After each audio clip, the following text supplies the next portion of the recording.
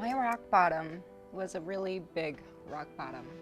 I was in a parking lot meeting my drug dealer, and at that point he said, I can't give you any more drugs gratis. You know, this is going to cost you something.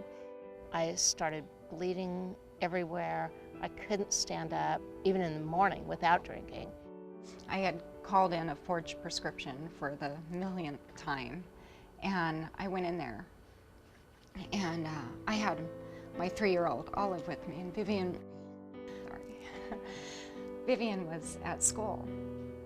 And I'm sitting there waiting for my prescription, and all of a sudden I saw these cops come in.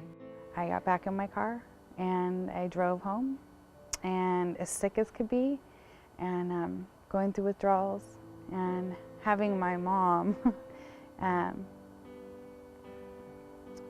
give me a bath because I couldn't function.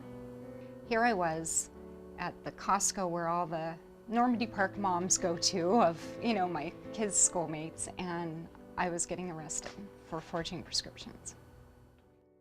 You know, the doctor that I talked to later, that was the emergency room doctor, told me that he couldn't believe I was alive. I was taking 90 Vicodin a day, 90, which is, if I were to take that right now, I would die. I realized that my life was completely out of control and completely unmanageable, and I had lost touch with my family, my friends. I didn't know how to look at myself in the mirror. I didn't know who I was when I looked at myself in the mirror.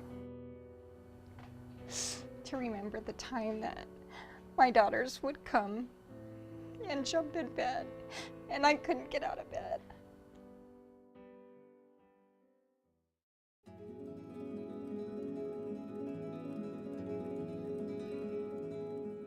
By luck or by God, they got me into Residence 12. I slept in, they made room for me in the massage room. There was no room for me. And they said, you know what, let's just get her here. And so for that, I'm eternally grateful, because if it wasn't for that place, I don't know.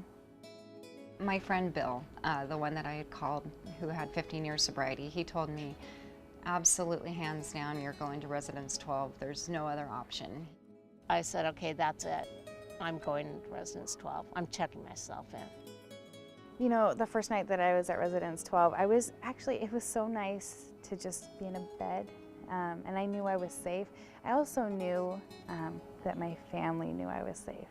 It was exciting to start to get into a routine and feel like I could get up every day.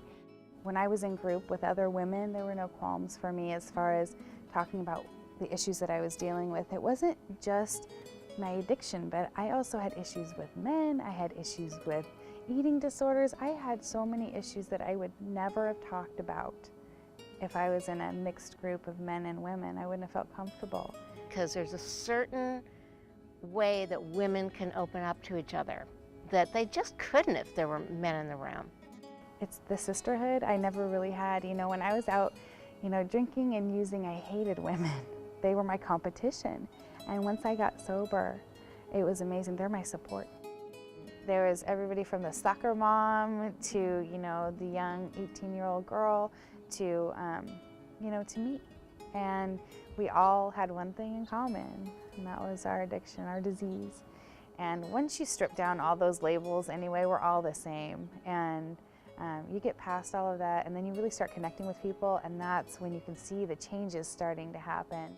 I learned some solid things in life there that I will never, ever forget. I mean, there's so many things about Residence 12 and the different really powerful experiences that I had with the women, with the classes. It was the way that the counselors kind of walked you through it and told you, you know, look, we know this is difficult. It really is. And, you know, but we want to be there for you. We want to get to know you.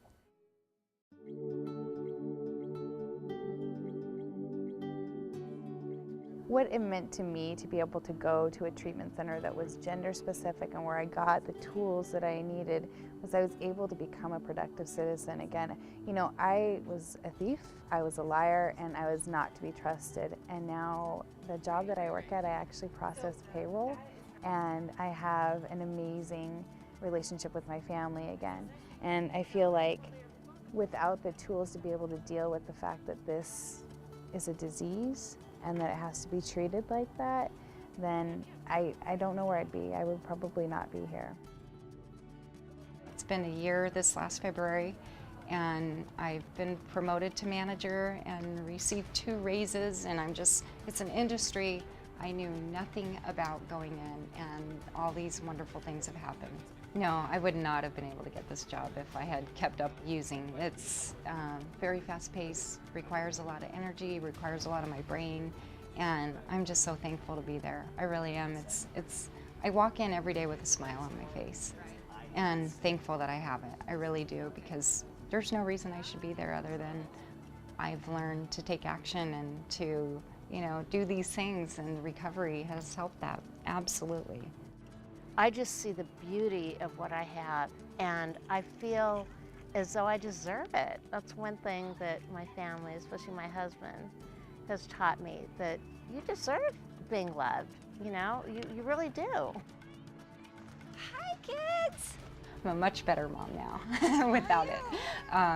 I can sit there and look my daughters in the eye. I have energy, I have fun with them, I recognize all the little nuances of their growing up stages, and life is so much better now. It was horrible living through that lie. It was disgusting. It was so lonely. I'm very thankful to not be in that lonely place now, and to share life with my daughters again. It feels like a miracle. It really does.